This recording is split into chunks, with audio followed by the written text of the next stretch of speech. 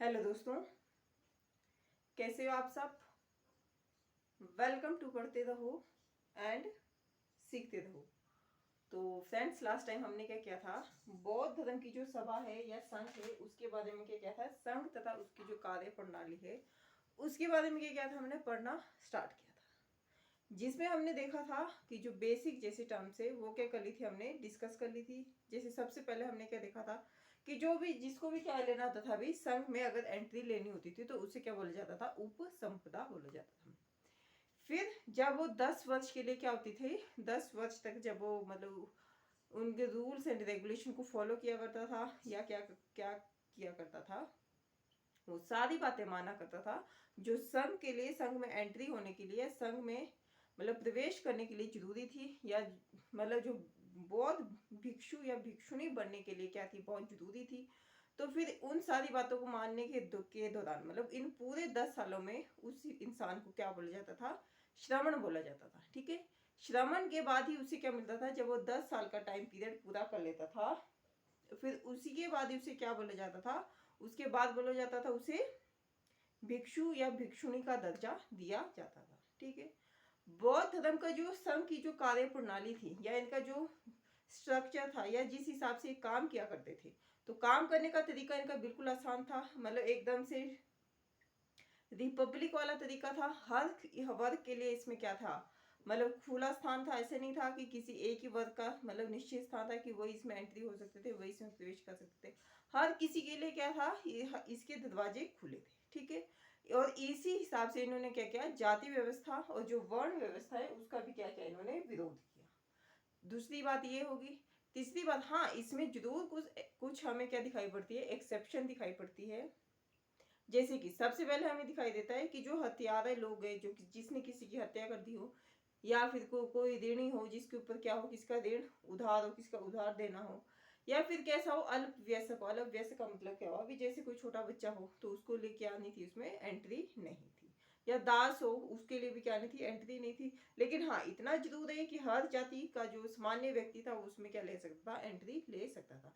या बीमार व्यक्ति के लिए भी क्या नहीं थी, इसमें प्रवेश वर्जित था या प्रवेश नहीं वो कर सकता था। ठीक है, ये तो होगी एक्सेप्शंस की बात कि ये लोग नहीं एंट्री कर सकते थे। बाकी हर जाति के लिए, हर वर्ण के लिए और महिलाओं के लिए भी क्या था, इनके दरवाजे खुले थे। महिलाएं भी क्या हो सकती थी, इसमें एनरोल हुआ करती थी। ठीक है, और तभी क्या कहलाती थी, वो बौद्ध भिक्षु या भिक्षुणी कहलाया करती थी।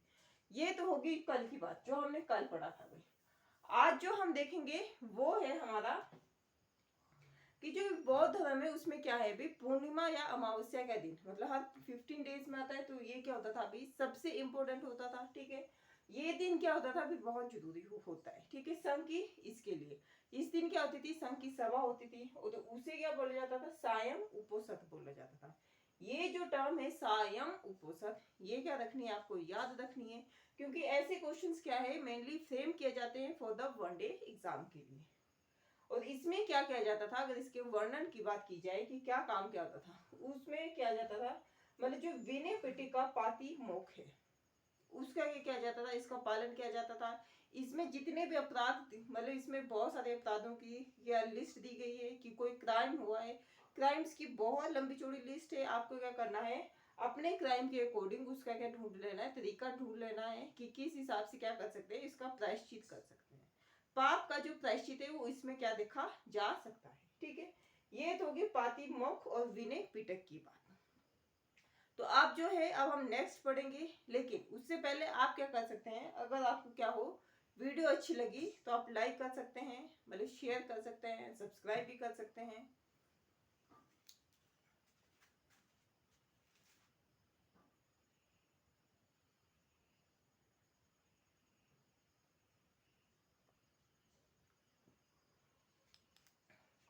एंड नेक्स्ट क्या होता था भाई, इस सभा में क्या करते थे, जो हर सदस्य था इसका वो क्या क्या करता था, मतलब जो भी उनसे नियमों का उल्लंघन हुआ करता था उसको क्या क्या होता था भाई, उसका स्वीकार किया करता था। वो उन सारी बातों को क्या करता था, खुद से क्या क्या करता था, एक्सेप्ट क्या करता था, मानता था कि ये क्या हुआ, उससे नियमों का उल्लंघन हुआ है या उससे क्या हुआ है, पाप हुआ है, अपराध हुआ है। और जब ऐसे कोई एक्सेप्ट कर लेता था तो फिर उसके लिए क्या थी भी, बुजुर्गों की या जो बुजुर्ग लोग थे वो लोग और कौन थे, या जो व्यसक थे, वो लोग उनकी क्या थी, एक समिति बनी हुई थी कोऑर्डिनेशन में, है ना। वो लोग उस पर मिल के क्या क्या करते थे, विचार विमर्श क्या करते थे उस अपराध के अकॉर्डिंग कि कितना लेवल का अपराध हुआ है, उसके लिए क्या दंड विधान है।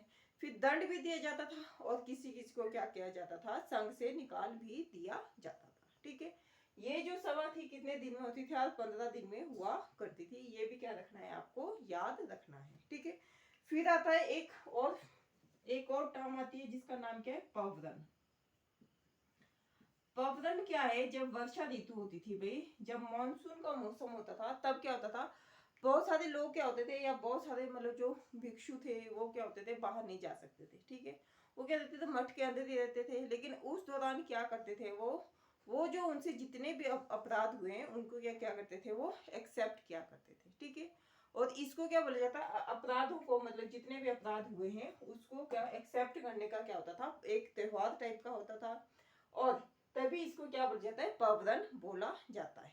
ठीक है, बौद्ध धर्म में पूर्णिमा अमावस्या के साथ दो चतुर्थी भी क्या होती है भाई, बहुत इंपॉर्टेंट होती थी। और इस दिन क्या रखते थे, वो लोग उपवास रखा करते थे, कब, पूर्णिमा को, अमावस्या को, और दो चतुर्थी के जो दिन होते थे उस दिन क्या रखे जाते थे, उपवास रखे जाते थे। और ये हर भिक्षु के ऊपर क्या होता था, नियम लागू हुआ करता था। ठीक है, पवरन याद रखना है आपको, सायं उपसत याद रखना है। पाती मुख में क्या होता था, अभी बहुत सारे लंबे, मतलब बहुत सारे अपराधों की क्या दिए गए, विनय पिटक की क्या सूची है, संघ की सूची है, जिसमें बताया गया, लिस्ट है एक तरफ से, जिसमें बताया गया है कि जो भी आपने अपराध किए हैं उसको क्या है, लिस्ट दी है, और उसके अकॉर्डिंग क्या दंड विधान बनता है उसकी भी क्या दी गई है, इसमें लिस्ट प्रोवाइड कराई गई है संघ के सदस्यों के लिए। ठीक है, पवदन क्या हुआ, पवदन हमने अभी देखा कि जब वर्षा ऋतु के दौरान, मतलब वर्षा ऋतु का मतलब कि जब मानसून के दौरान, जब क्या होता था, मतलब बौद्ध भिक्षु के लिए बाहर निकलना मुश्किल हो जाता था, तो क्या करते थे, एक त्योहार के रूप में से मनाते थे, और अपने अपने अपराधों को अपने हिसाब से क्या करते थे, एक्सेप्ट किया करते थे। आज के एक अकॉर्डिंग नहीं है बिल्कुल भी कि अपराध कर दो, कोई पूछने वाला ही नहीं है, जो चल रहा है उसको चलने दो, है ना। खुद से एक्सेप्टेंस दिया करते थे और उनको सुधारने का भी क्या करते थे, प्रयास किया करते थे। ठीक है, ये बात होगी। और बौद्ध धर्म में क्या है भाई, 4 दिन बहुत इंपॉर्टेंट होते थे, जिस दिन क्या रखा जाता था, फास्ट किया करते थे, व्रत किया करते थे भिक्षु भिक्षुणी। कौन कौन सा, पूर्णिमा का, अमावस्या का, और जो चतुर्थी होती थी महीने में उस दिन क्या क्या करते थे, उपवास भी किया करते थे। ठीक है, ये भी क्या रखनी है, आपको याद रखनी है। बौद्ध धर्म में क्या है, बुद्ध पूर्णिमा बहुत इंपॉर्टेंट मानी गई है। ठीक है, इसी दिन ही भगवान बुद्ध को क्या हुआ था, जन्म प्राप्त हुआ था, ज्ञान की प्राप्ति भी हुई थी, और महापरिनिर्वाण भी कब प्राप्त हुआ था, पूर्णिमा को हुआ था। ठीक है, बुद्ध पूर्णिमा या वैशाख पूर्णिमा, ये क्या है, ये बौद्ध धर्म का सबसे बड़ा फेस्टिवल है। जैसे हिंदुओं का क्या है, हिंदुओं की दिवाली है, वैसे बौद्ध धर्म का क्या है भाई, बुद्ध पूर्णिमा सबसे बड़ा त्योहार है। ठीक है, हर धर्म का अपना अपना एक फेस्टिवल क्या होता है, बहुत बड़ा होता है। वैसे क्या है, इनके लिए क्या है भाई, बुद्ध पूर्णिमा या वैशाख पूर्णिमा क्या है, बहुत इंपॉर्टेंट है, क्योंकि इसी दिन क्या हुआ था, महात्मा बुद्ध को जन्म हुआ था, मृत्यु भी प्राप्त हुई थी, और ज्ञान की प्राप्ति भी हुई थी। ये भी क्या रखना है, आपको याद रखना है। अब जो संघ के लोग थे उसमें कौन थे, उसमें मतलब कैसे कैसे लोग थे, ये भी याद रखना है। भिक्षु, या कौन थे, दूसरे कौन थे भाई, भिक्षुणी थी, है ना, या उपासक थे। इनमें डिफरेंस क्या है, या उपासिकाएं थी, क्या थे, उपासिकाएं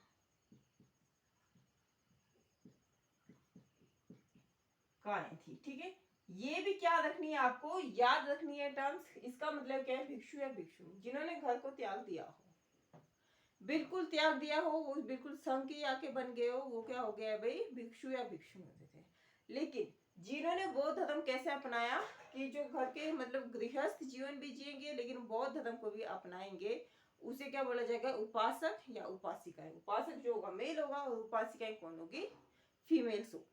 ठीक है, तो ये तो होगी हमारी विनय पिटक की सूची के अकॉर्डिंग कि क्या क्या चीजें थी और क्या क्या हम इसमें क्या कर सकते थे, कितनी लिस्ट थी, क्या क्या चीजें हम इसमें डिस्कस किया करते थे, ये कर लिया हमने, डिस्कशन कर ली है।